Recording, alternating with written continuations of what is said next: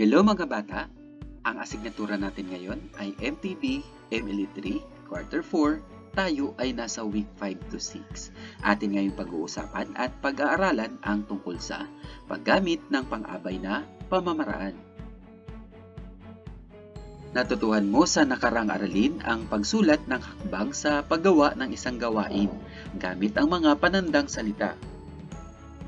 Dahil dito, nakabuo ka ng talatang nagbibigay ng panuto o hakbang sa pagsagawa ng gawain. Sa araling ito, pag-aaralan mo ang paggamit ng pang-abay na pamamaraan. Ano kaya ang gamit ng pang-abay na pamamaraan? Bakit kaya may antas pa ito? Pag-aralan ng mga larawan sa ibaba kung paano ginamit ang mga pang-abay na pamamaraan. Unang larawan, mabilis na hawa. Pangalawang larawan, agad na gumaling. At pangatlong larawan, masipag magtanim.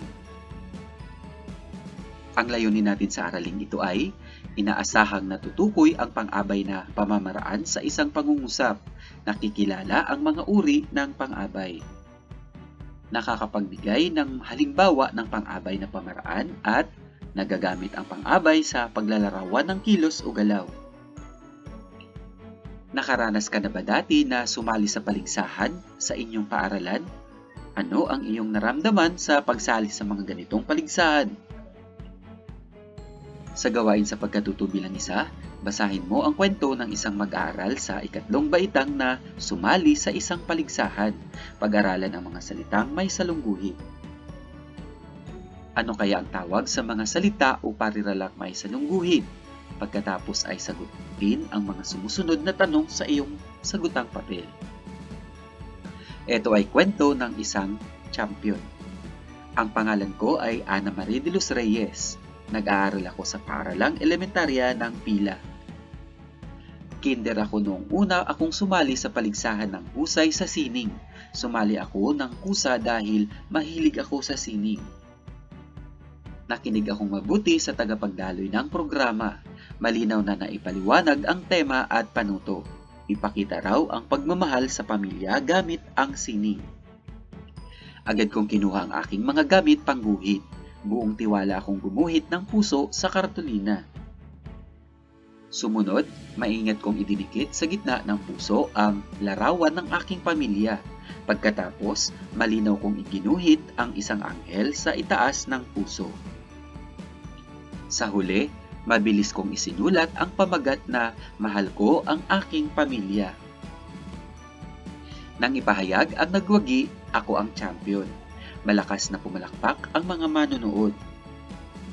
Nagmamadaling lumapit sa akin si nanay upang yakapin ako ng mahigpit. Number 1. Ano-ano ang mga salitang may salungguhit sa kwento?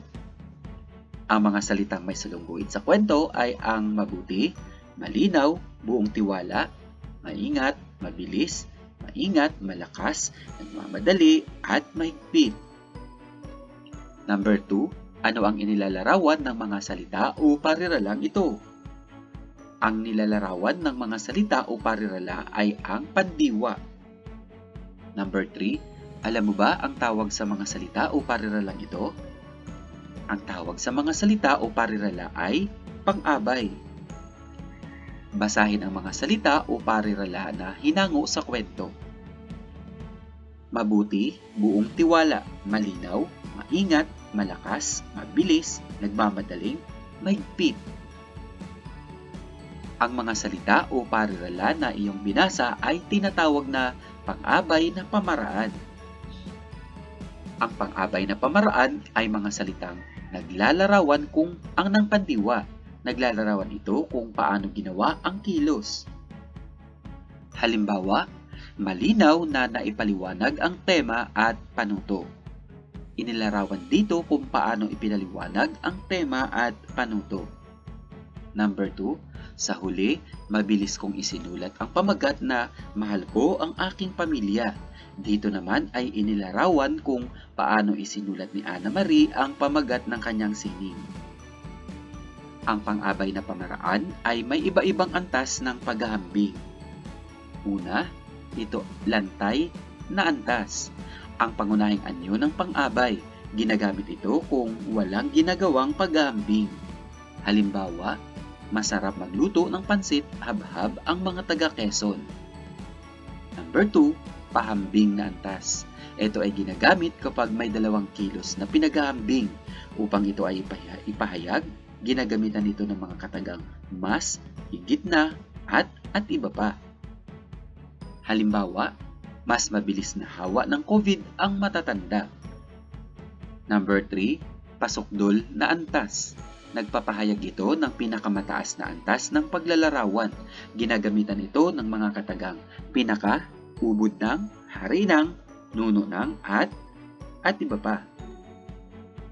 Halimbawa, pinakamagaling na mag-uukit ang mga taga Paete, Laguna.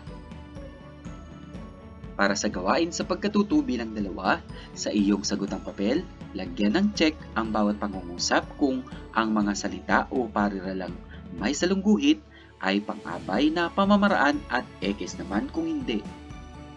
Number 1, napakasarap ng buko pie sa Laguna. X. Number 2, niyakap siya ng kanyang nanay ng mahigpit. Check. Number 3, nagluluto si nanay ng pagkain. X. Number 4, mas matamis ang lansones ng Laguna kaysa ibang bayan. Number 5, nagmamadaling pumunta si Luel sa bahay ng kanyang kapatid upang kamustahin ito. Check. Para sa gawain sa pagkatuto bilang 3, basahin ang mga pangungusap na nasa kahon. Sagutin ng tamang pang-abay na pamamaraan ang mga tanong sa ibaba. Gawin ito sa iyong sagutang papel. Sa letter A, napakabilis lumaki ng puno ng mangga malapit sa plaza. Letter B, buong pusong nakipaglaban ang mga doktor at nurse laban sa COVID. Letter C, masayang nagluto ng tanghalian ang nanay. Letter D, tuloy-tuloy na bumuhos ang ulan sa aming lugar. At letter E, napakaingay na naglaro ang mga bata sa parke kahapon. Number 1, paano lumaki ang puno ng mangga malapit sa plaza? Tama, napakabilis. Number 2, paano nakikipaglaban ang mga doktor at nurse laban sa COVID? Buong puso. Number 3, paano nagluto ng tanghalian ang nanay? Masaya. Number 4, paano bumuhos ang ulan sa kanilang lugar? Tuloy-tuloy. Number 5, paano naglaro ang mga bata sa parke? Napakaingay. Para sa gawain sa pagkatuto bilang 4, tukuyin ang angkop na pang-abay upang mabuo ng maayos ang pangungusap. Piliin ang angkop na pang-abay sa panaklong. Gawin ito sa iyong sagutang papel. Number 1, kailangan magsagot ni Pia ng module kaya gumising siya ng maaga ngayong araw na ito. Number 2, ang mga mag-aaral ay maagang nagsumite ng kanilang proyekto kaysa nakaraang taon. Number 3, pinakamabagal magsipilyo si Johnny sa lahat ng kanyang mga pinsan. Number 4, si Allen ay malakas na tumawa sa biro ng kanyang kapatid. Number 5, kami ay masiglang pupunta sa parke. Sa gawain sa pagkatuto bilang 5, una ng patlang, ang patlang sa bawat pangungusap ng angkop na pang-abay na pamamaraan upang mabuo ang mga pangungusap. Pumili sa kahon ng tamang pang-abay. Gawin ito sa iyong sagutang papel. Ang mga salitang pagpipilian ay mabilis, maagang, masusing, mas, pinaka, at nagmamadali. Number 1, mabilis ang paglago ng bayan ng Lucena.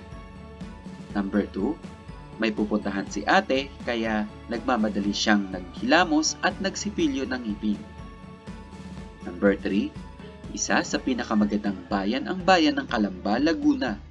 Number 4, maagang gumising si nanay para magluto ng almusal. Number 5, mas mainam pitasin ang mga bunga ng rambutan sa umaga. Sa gawain sa pagkatuto bilang 6, sa iyong sagutang papel, kopyahin at salangguhitan ang pang-abay na pamamaraan sa bawat pangungusap. Tukuyin kung ito ay nasa antas ng lantay, pahambing o pasukdol. Halimbawa, ang pahambing. Mas mabilis akong magsagot ng mga gawain sa module kaysa aking kapatid.